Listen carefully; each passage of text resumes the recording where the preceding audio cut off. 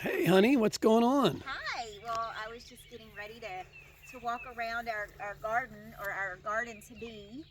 But welcome to Honeycomb Hideaway. This is our newest thing that I'm super excited about. Michael and I made, mainly Michael. I held the wood. He did You everything else. helped. You helped plenty.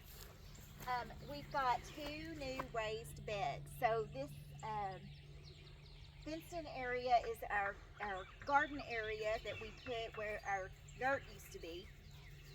And so now we've got two raised beds out here that I plan to put all kinds of herbs and things like that. And then in the winter, it'll be a kind of a utility garden where we'll have our lettuces and things like that. And we'll very easily be able to put plastic screen over it to kind of keep it warm and keep it going through the winter. So very excited about that. Um, We've got to add some more logs. We're going to do a hugelkultur thing going on here with some more logs and then some dirt that we get from our local nursery. I've got two peach trees here that need to go in the ground.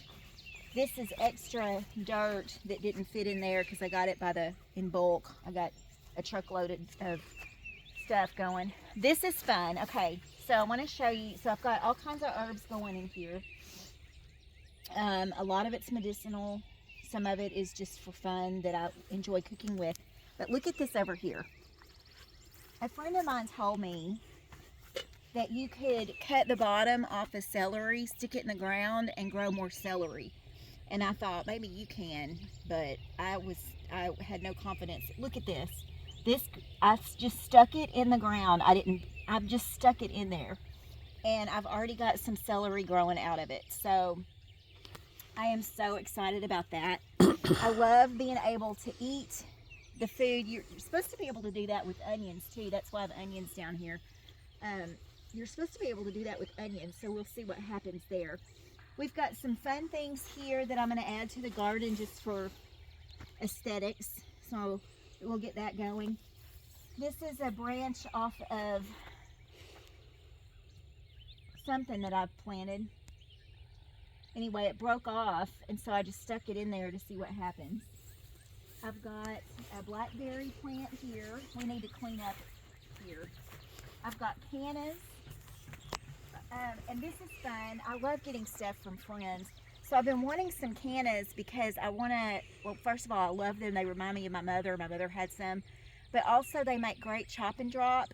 So they're so prolific that you can't, it's basically your own compost material for the garden. So once they get well established, then we'll start chopping some of them down and using them as ground cover, to protect the plants. I've got some zinnias that I planted along here. It looks like some of them, yeah, look, I've got a few that are poking up. I just planted them a couple of days ago. This is a chaste tree. I've got two of those. They, they're medicinal. So they actually help balance women's hormones. I've got to do some more research to figure out exactly if I make a tea out of it or what. But the reason I got those is because the bees love them. They're a huge pollinator attractor. And so basically our garden has two primary purposes. The first purpose is food. We want to grow our own food as much as possible. And two, we want to attract pollinators to feed our bees so that they don't have any reason to leave our land. We don't have bees yet, but I'm working on that too. So those are the two main reasons. I want stuff that attracts bees. I'd like for them to be medicinal, and if they're pretty, that's just a big bonus. So like I've got some yarrow here. Yarrow is medicinal, it's pretty, and it attracts bees. These are butterfly bushes. Those obviously attract pollinators. I've got a plum tree going there. I've got another plum tree growing over here to my Is this a chase tree? that's the other chase tree. I got a plum tree over there. I've got a few things over here that needs to be planted. This is a spirea or a bride's wreath. My mother had one, and I wanted one of those in my garden. It will be covered in pollinators. It has these big, beautiful white flowers all over it. I've got a rose that is really mainly for beauty, but you can use the petals and make tea out of it. Lots of rosemary to deter bugs. And I want to show you this. This I'm pretty excited about because I am going to be a mad scientist in the garden. And this is something that I started experimenting with on Off Grid with Doug and Stacy. She was talking about how the Amish save their tomato for seeds for the next year. And what I did, I didn't do it over, I just did this like a couple of weeks ago.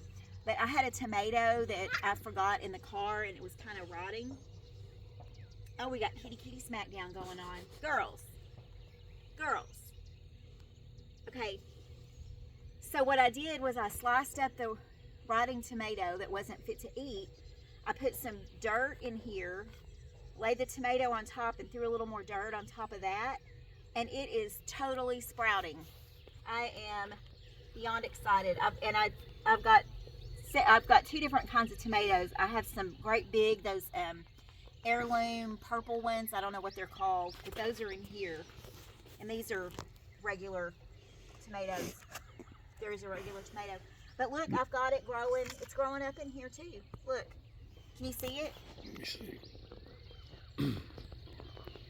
Sure do. Those Yep. are the tomatoes, the seeds of the tomato that are sprouting up. Yeah, I didn't do any. I just stuck them in there. So we'll see what happens there. We're gonna do kind of a permaculture grocery row garden,